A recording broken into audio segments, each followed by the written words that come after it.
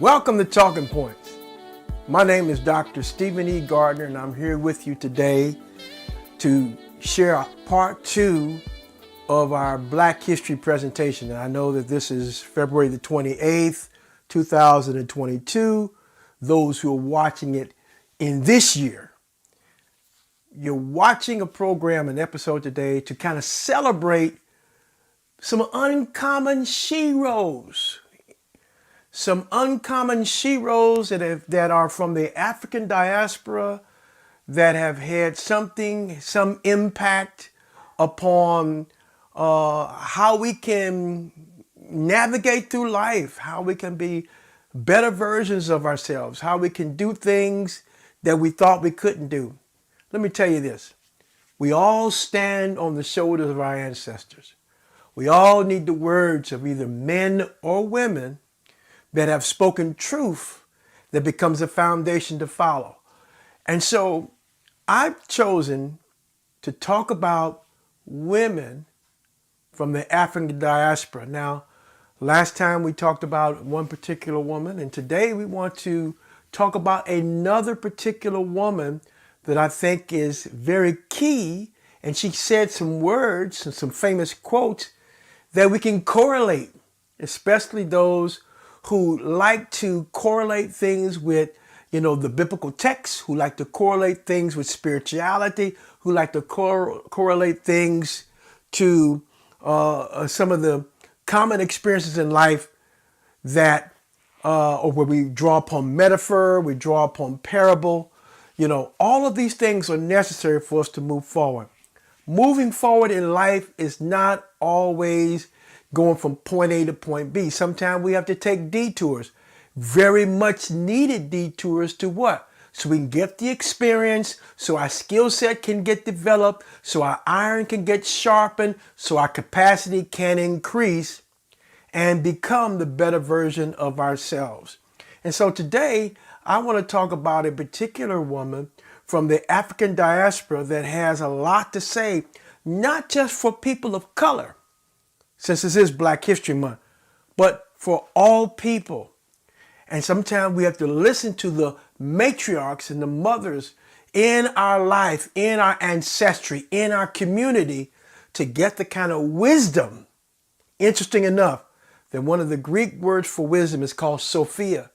And Sophia is a feminine gender. So when wisdom is referred to, think of it in its feminine context. So today we want to talk about women from the African diaspora, uncommon quotes to live by. Women of the African diaspora, uncommon quotes to live by. Well, today I want to talk about one particular character. Her name is Madam C.J. Walker. She was born Sarah Breedlove, December the 23rd, 1867. And she passed away May 25th, 1919. This was an African-American entrepreneur, philanthropist, and political and social activist. Now, most of us probably who have heard of Madam C.J. Walker understood her as an African-American entrepreneur. But we did not know that she was a philanthropist, and many of us did not know that she was both a political and social activist.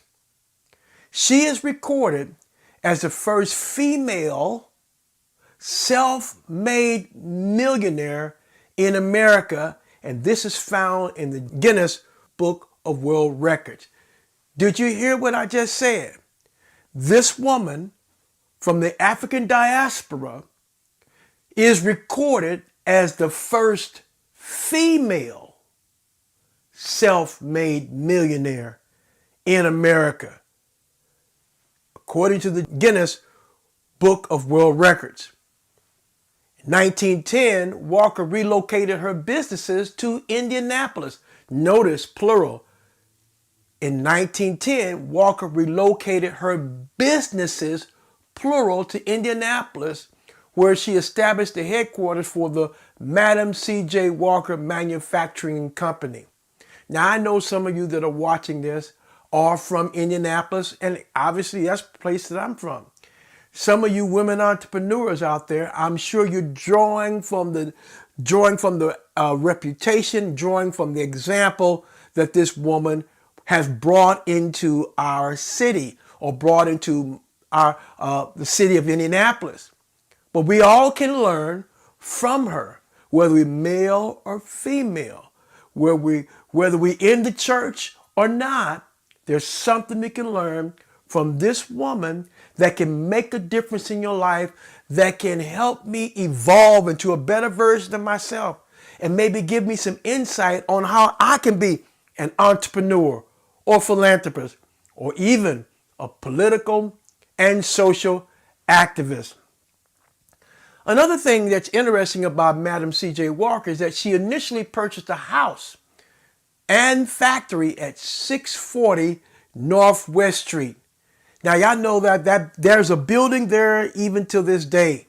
Last that I checked, it's still there. It's called the Madam C.J. Walker Building. And it's right there at 640 Northwest Street, if I'm not mistaken. And Walker later built a factory, hair salon, and beauty school to train her sales agents. Not only did she have a salon, not only did she have a factory, not only did she have a school, but she had trained her sales agents and added a laboratory to help with research. Walker made her fortune by developing a marketing line of cosmetics and hair products for black women.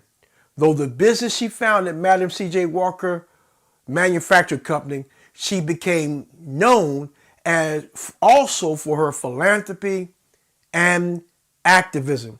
So there's a lot, probably more. Now you can go and put in Madam C.J. Walker in one of your most easiest search engines that's out there, and it's called Wikipedia. Go look in Wikipedia and you'll probably get this same information that I'm sharing with you here.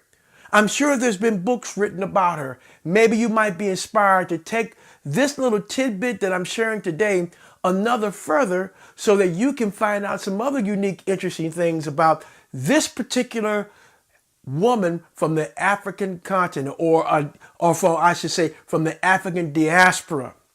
We have a lot to learn from other people that made a difference and other people that also had some uncommon things to say, uncommon heroes, uncommon sheroes. Today, we're going to look at some uncommon quotes that I personally did not know that Madam C.J. Walker had to say. And so let's look at this, and I'm going to correlate this with the biblical text just to give some inspiration, and we can kind of see that there's a lot of things she said that does lean toward that she did have a faith. And let me tell you something about faith. She had to have faith in order to do what she did, because the success in life that she attained required faith. Faith also, on the other side, is risk. Anytime that you launch and endeavor something, there's always a risk that you're taking. And even if it's a calculated risk, you got to have faith. Even if it's faith that you're involved in, there's always going to be some form of risk entailed. Here's one of her quotes, and I like this. And this is what she said. "It's pretty hard for the Lord to guide you if you haven't made up your mind which way to go." It's pretty hard for the Lord to guide you if you have not made up your mind which way to go. Madam C.J. Walker said that. Now, there's two scriptures that come to mind. The first one is this, and that is, "A double-minded man is unstable in all of his ways. Don't let that man think he's going to receive anything from the Lord." That's in the book of James, chapter 1, whichever version you have. You can kind of look at that and you see that the necessity of having a made-up mind in which to go. And so the truth there, as it correlates with this quote, it's pretty hard for the Lord to guide you if you haven't made up your mind which way to go. Well, let's also go to a more traditional passage that we can find in the book of Proverbs, chapter 3, verse 6. And I'm quoting from the King James Version. And it says this: "In all thy ways acknowledge him, and he shall direct thy paths." In all your ways acknowledge God. In all your ways acknowledge the Lord and your path, and he shall give direction to your path.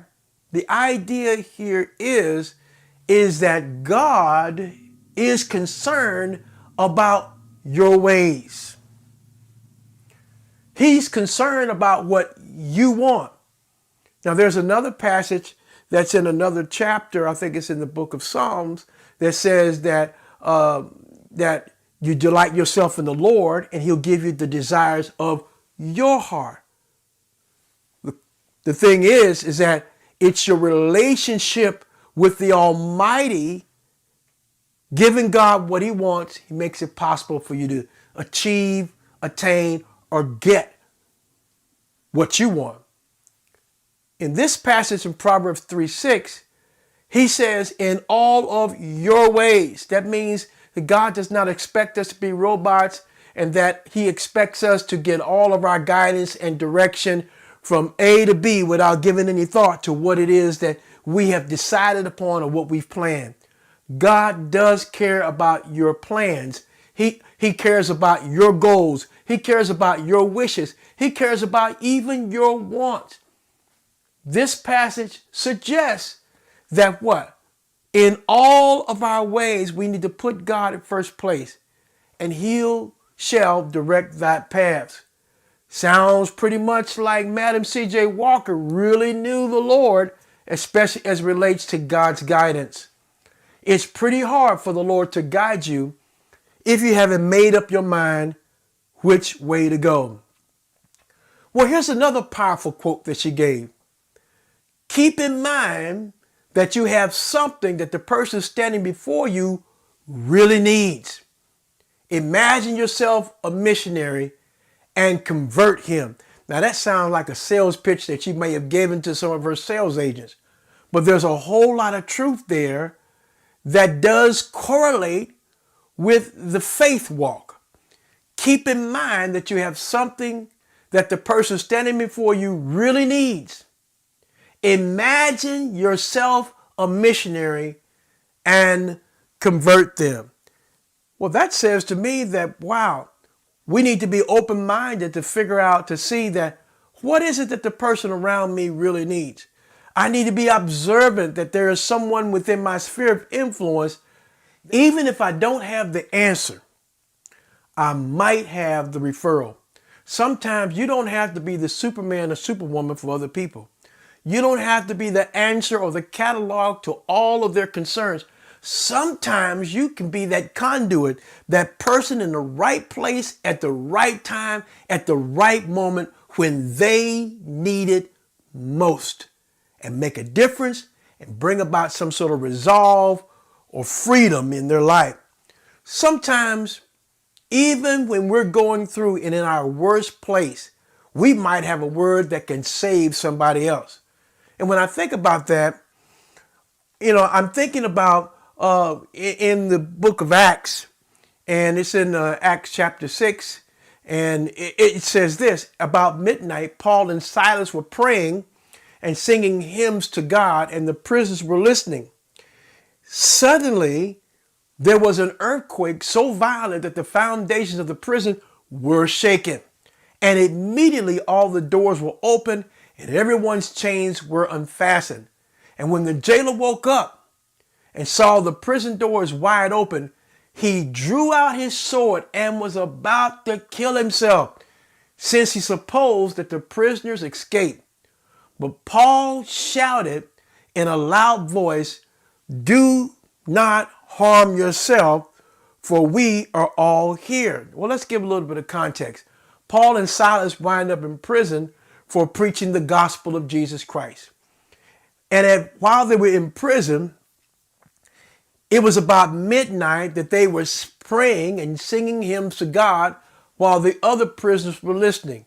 Now, there's something to say that even Paul and Silas, along with the other prisoners, they were both in a tight spot. Sometimes people need to see your faith when we're all in a tight spot. You know, people are looking at your reaction. People are looking at what you're emulating. They're looking at what you're modeling. They're looking at your faith, not by how many scriptures you can quote, but how many scriptures you can live. Here they were singing and praying to God, and the other prisoners heard them. And as a result of their prayer life, as a result of their open and public faith, suddenly there was an earthquake so violent that the foundations of the prison were shaken, and immediately all the doors were opened and everyone's chains were unfastened. Now, I know some of you preachers out there and some of you, exhorters out there probably can have heard this preached many times, how that, as they were bombarding heaven, God bombarded the earth. There's a word to that. Bombard heaven so that God can bombard the earth. Thy kingdom come, thy will be done in earth as it is in heaven. And so we find out as a result of their praying, everybody that was imprisoned, everybody that was in a tight spot got loosened. But when the jailer woke up and saw the prison doors wide open, he drew his sword and was about to kill himself, since he supposed that the prisoners had escaped. Now, he worked for the Roman Empire, and one of the roles of the jailer was to do what? Was to make sure that those guards, make sure that, number one, that the prisoners don't escape. Because if they escaped on his watch, and he was going to be executed anyway. And this man was about to kill himself because the prisoners were all the prison doors were open. But Paul shouted. Notice that. Paul stepped forth and provided this man something that was going to meet him right at the point of his need. Sometimes people are about to take themselves out, but where are we in a place to have a word that might divert, maybe a bad choice, that might divert maybe a fatal decision? Paul shouted in a loud voice, "Do not harm yourself, for we are all here." The jailer called for the lights, and rushing in, he fell down trembling before Paul and Silas. Then he brought them outside and said, "Sirs, what must I do to be saved?"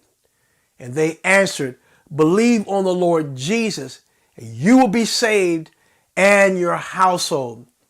They spoke the word of the Lord to him and to all who were in his house.